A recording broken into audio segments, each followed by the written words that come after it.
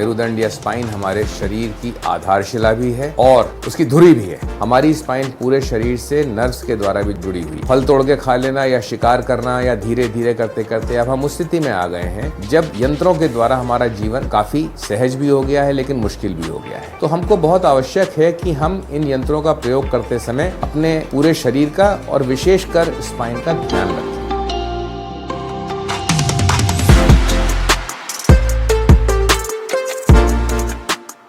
नमस्कार, मैं डॉक्टर आशीष श्रीवास्तव हूँ, न्यूरोसर्जन, दिल्ली में काम करता हूँ। अगर मानव शरीर में मेरुदंड या मेरुरज्जा इनका महत्व बताना हो तो मात्र 2 शब्दों के अंदर जो है संपूर्ण महत्व समझ में आ जाता है। और वो 2 शब्द हैं कि मेरुदंड या स्पाइन हमारे शरीर की आधारशिला भी है और उसकी धुरी भी है।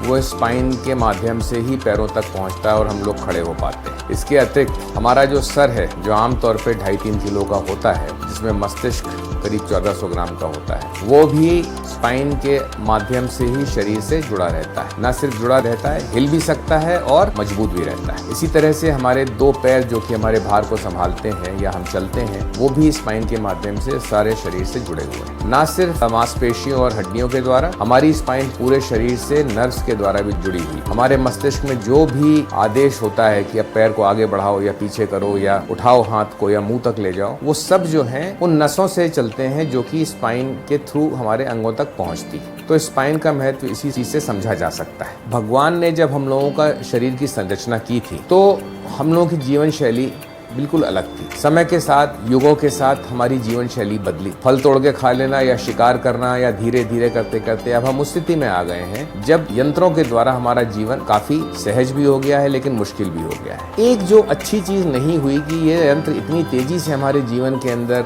महत्वपूर्ण हो गए हैं या उनके बिना काम नहीं चलता है, लेकिन हमारे शरीर को कैसे उनसे काम लेना है ये हम में से बहुत कम लोग सीखते हैं। इसको अंग्रेजी में कहते हैं एर्गोनॉमिक्स। किसी भी चीज का प्रयोग करने के लिए सही तरीका क्या है, उसको सीखना बहुत आवश्यक होता है। तो हम घंटों बैठ के कंप्यूटर पे अपना काम करें, देख के थोड़ा दुख भी होता है कि 8-8, 10-10 घंटे वो लोग कंप्यूटर पे लगे रहते हैं। ऐसे में आप सोच सकते हैं कि सिर्फ स्पाइन ही नहीं, बाकी शरीर के अंग जैसे कि आंखें हैं, हाथ हैं, इन सब के ऊपर बुरा प्रभाव पड़ता है। तो हमको बहुत आवश्यक है कि हम इन यंत्रों का प्रयोग करते समय अपने पूरे शरीर का और विशेषकर स्पाइन का ध्यान रखें। एर्गोनॉमिक्स आप इंटरनेट पे देख सकते हैं, उसमें बड़े आसान तरीके से बताया जाता है कि लंबे समय कंप्यूटर का प्रयोग करना हो तो किस तरह से आप बैठें, कैसे अपने आंखों स्क्रीन से अलग करके थोड़ा रेस्ट दें और कब ब्रेक लें। ये सभी चीजें बहुत महत्वपूर्ण है, लेकिन हम लोग समय के अभाव में इन चीजों पर ध्यान नहीं देते, जिसके दुष्परिणाम हमारे शरीर पर पड़ते हैं। धन्यवाद।